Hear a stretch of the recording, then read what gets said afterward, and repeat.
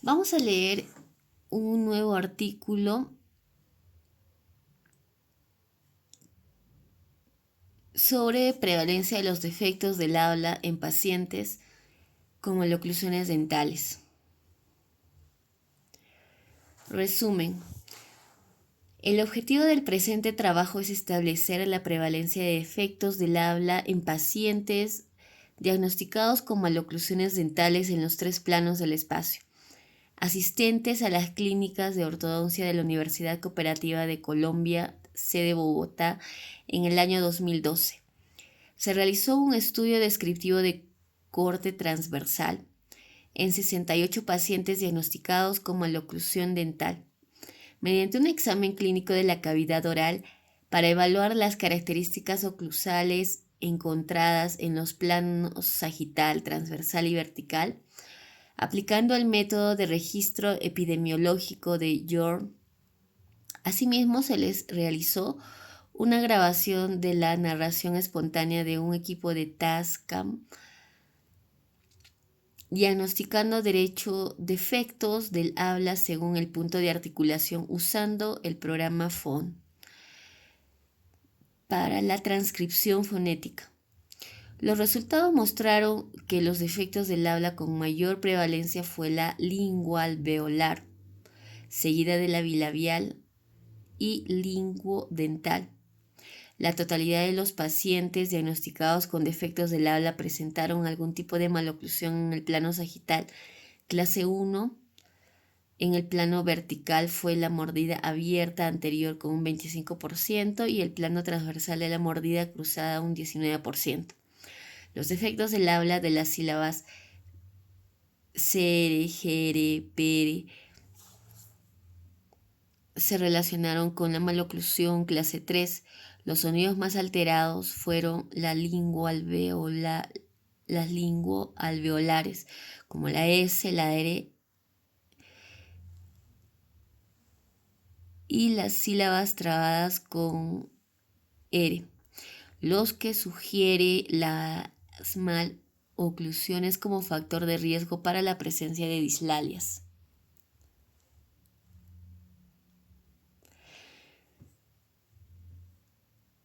Introducción.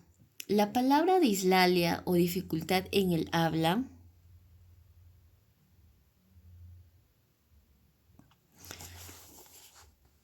proviene del griego dificultad, la ley, hablar, comprende los trastornos de la pronunciación en los que exista como base una entidad neurológica. Pueden ser orgánicas y funcionales. Así las dislalias orgánicas son trastornos de la articulación originados por maloclusiones anatómicas y las funcionales corresponden a defectos en el desarrollo de la articulación del lenguaje, debido a una función anómala de los órganos periféricos sin que existan trastornos o modificaciones orgánicas en el sujeto con una incapacidad de tipo funcional. Esta última puede presentar alteraciones de sustitución, omisión y distorsión. Es un defecto de habla que altera fonológica y fonéticamente la palabra y retrasa el desarrollo del lenguaje. La habilidad para la articulación de las palabras depende de la integridad de componentes neurofisiológicos y mecánicos.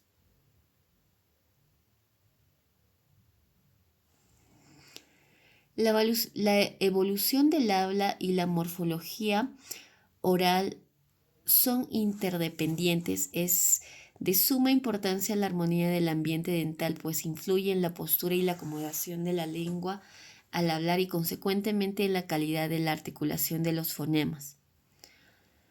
Una vez instaurada la maloclusión afectará la función, lo que conllevará a fallas del habla o dislalias, particularmente en el punto de articulación de los fonemas. Desde el siglo pasado se ha venido investigando acerca de la relación existente entre los defectos del habla y la presencia de maloclusión, enfatizando en las fuerzas que se ejercen por parte de la musculatura perioral y lingual sobre la estructura alveolar en el ejercicio de las funciones del sistema estomatognático. La maloclusión dental es una anomalía morfológica y se debe tener presente que una vez se encuentra una alteración de la forma, esta afectará la función de la respiración, la masticación, la deglución y el habla. No tanto por imposibilidad de ejecutarla, sino porque requiere una compensación fisiológica de la deformación anatómica. Las investigaciones que asocian los trastornos del lenguaje y la presencia de maloclusiones reportan en menores de 10 años prevalencias entre 32% y 42%. En lo que a la patología articularia se refiere, las dislalias representan 70% de las afecciones del habla en las consultas de logopedia y foniatría. Para la detección de dificultades articulatorias y deformaciones de palabras, se utilizan diversos tests de articulación donde se evalúan los fonemas en posición inicial, media, final y diptongos, aplicándolos en forma espontánea y de manera individual y sin límite de edad. Entre los estudios que realizan maloclusión y defectos de habla sobresalen los efectuados por Clausnitzen y Klausnitzer en un grupo de 800 pacientes a los que se les evaluó la posición de la lengua durante la posición del fonema S, encontrando alta correlación entre la presencia de maloclusiones y sigmatismos, donde se discute acerca de las dificultades que se han presentado para la investigación científica en esta área. Quienes estudiaron en 50 pacientes en edades de 5 a 14 años de edad. La relación de los trastornos del habla y las anomalías de la oclusión. Se observaron el patrón dentofacial y la función de la lengua en niños con y sin mordida abierta, que buscaron la relación entre el destete temprano y su implicación en el desarrollo oral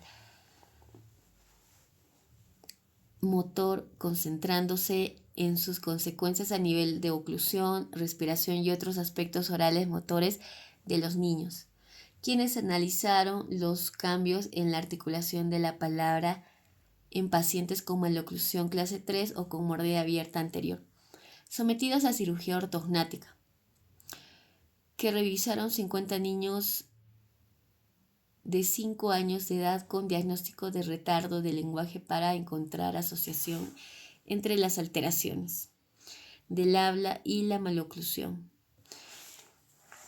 que estudiaron 130 niños con hábitos deleterios para entender mejor la etiología y el desarrollo de la mordida abierta anterior y su asociación potencial con desórdenes miofuncionales, que tomaron 54 pacientes diagnosticados con clase 1, 2 y 3, a quienes se les realizó un test de articulación de la palabra, encontrándose fallas en sonidos anteriores, medios y posteriores, que investigaron la asociación entre biberones, chupones de entretención y otros hábitos de succión con desórdenes del habla, quienes evaluaron la correlación entre las alteraciones del habla y signos de respiración oral con el tipo de dentición y la oclusión.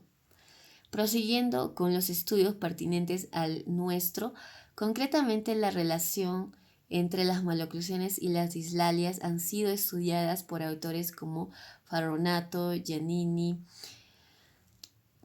quienes en 880 niños, 448 varones y 432 mujeres en edades entre 6 y 10 años en el Departamento de Ortodoncia de la Universidad de Milán reportaron una alta tendencia a la asociación entre la presencia de maloclusión 3, diastemas, aumento de la sobrecarga, presencia de mordida abierta y profunda, asimetría con dislalias, una tendencia moderada de la presencia de apiñamiento y mordidas cruzadas anteriores a asociarse con tales trastornos.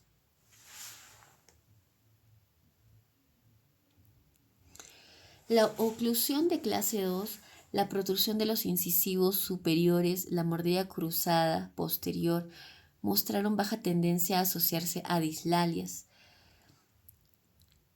Adicionalmente, en su estudio sobre la asociación entre dislalias y maloclusión dental en 116 niños de 4 a 6 años mediante la aplicación de test de PROFIB, test para evaluar los procesos de simplificación fonológica.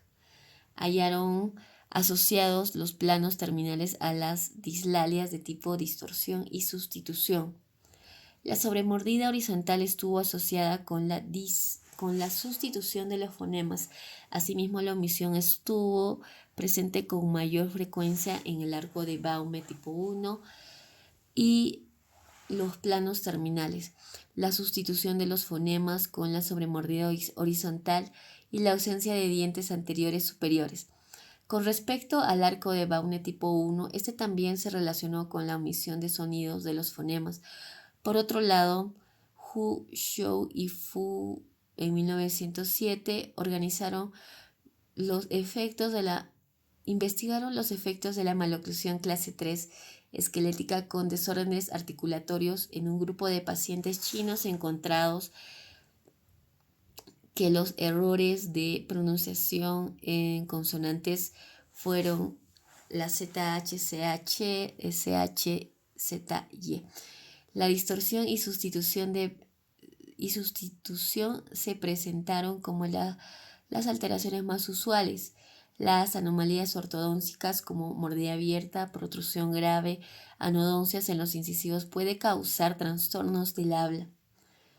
Por último, en un estudio de prevalencia de dislalias en niños de 8 a 16 años con mordida abierta anterior en Ebijado, Colombia, reportaron los fonemas D en el 62%, T en el 51%, S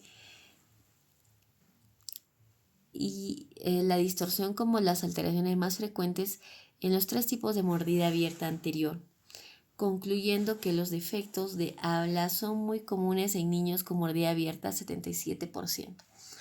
Y la distorsión de tipo más frecuente de dislalia. Esta evidencia creó la inquietud de determinar la prevalencia de los defectos del habla en pacientes con maloclusión en una población colombiana y la relación maloclusión dental-dislalia para planificar un enfoque multidisciplinario entre la ortodoncia y la fonoaudiología.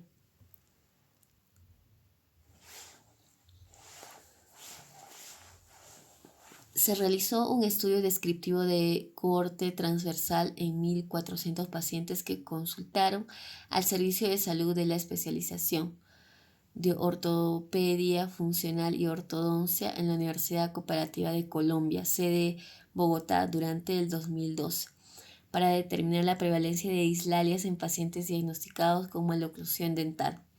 El trabajo constó de 2 fases. En la primera de ellas se diagnosticó la maloclusión dental. A partir de allí se estableció la dislalia de 68 de ellos.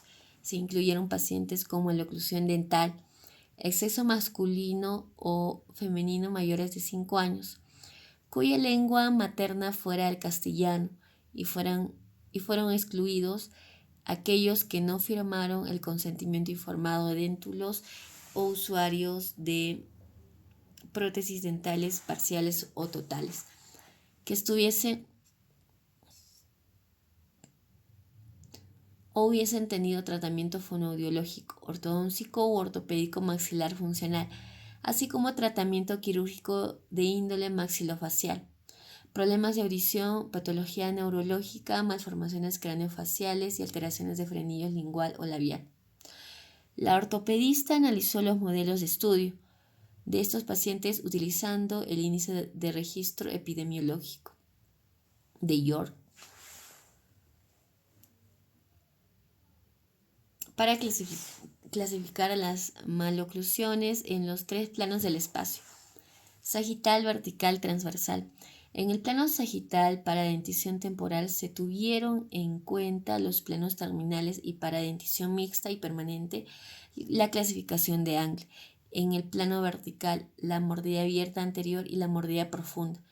En el plano transversal, las mordidas cruzadas posteriores, unilaterales y bilaterales. Posteriormente, la fonoaudióloga asistió acústicamente a cada paciente por medio de una grabadora y un micrófono especializado para el registro de señales acústicas.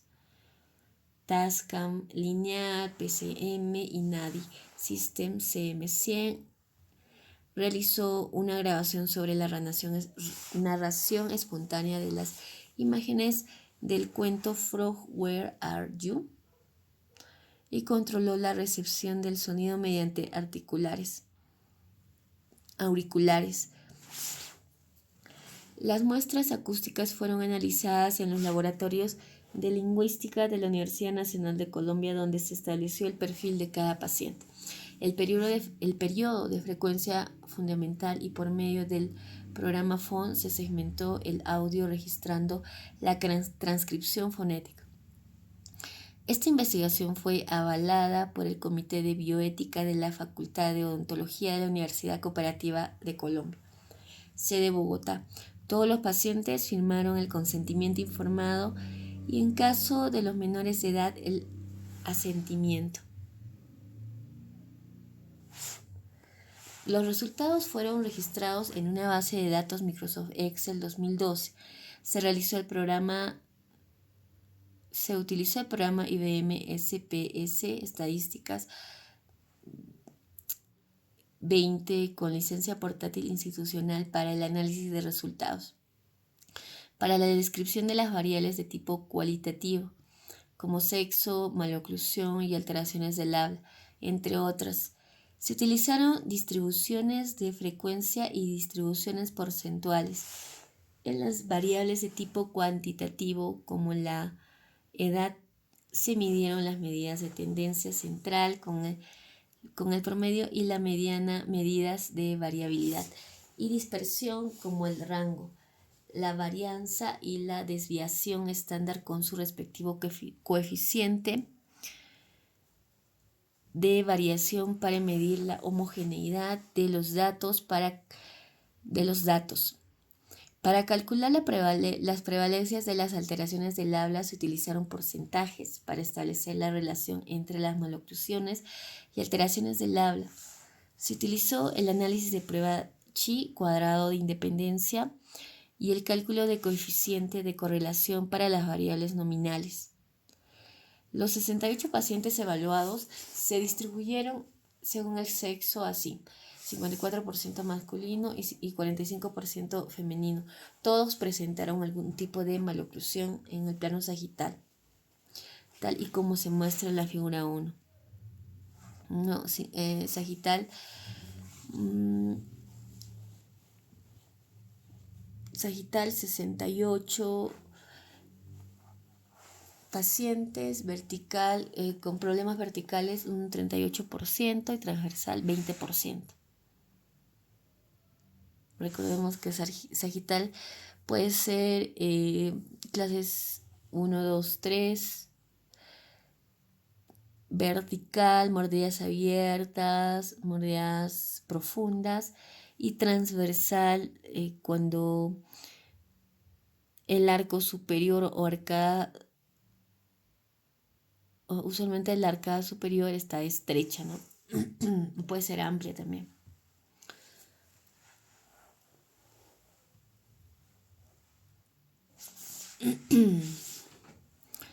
El plano sagital se encontró mayor prevalencia para la clase 1 con un 69%.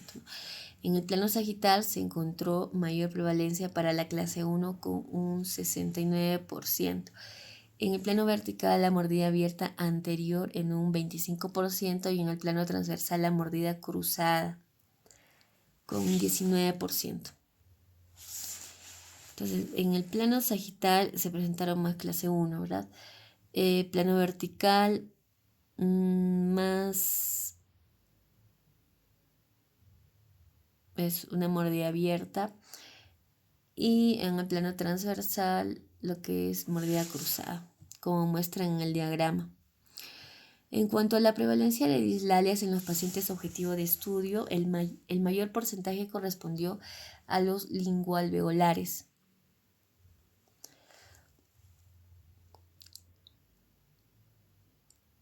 lingoalveolares, es decir, cuando la lengua está chocando a nivel de los alveolos, ¿no? En la parte superior, con un 98.5% seguido de las bilabiales, ¿no? Como pueden ser las letras M,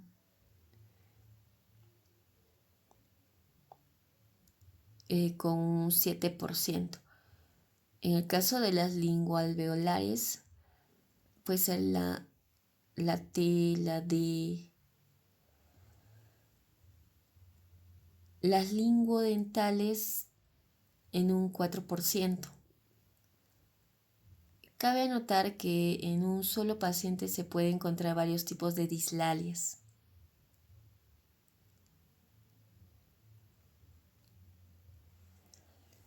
Entonces, bueno, repasando, según el cuadro que nos muestra, el lingoalveolares nos dice que lingoalveolares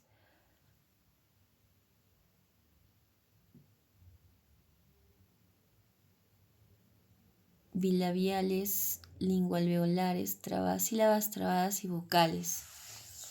No muestra los porcentajes. Al relacionar cada dislalia con los tipos de maloclusión en los tres planos del espacio sagital, vertical y transversal, se encontraron más alterados los sonidos lingoalveolares, ¿no? Como decía, pues en la letra S, la R, seguido de las sílabas trabadas BR, CR, DR, FR, GR, PR, TR.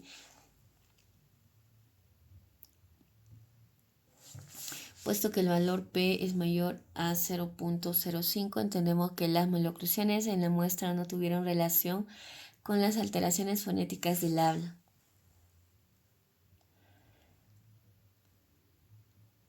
Discusión.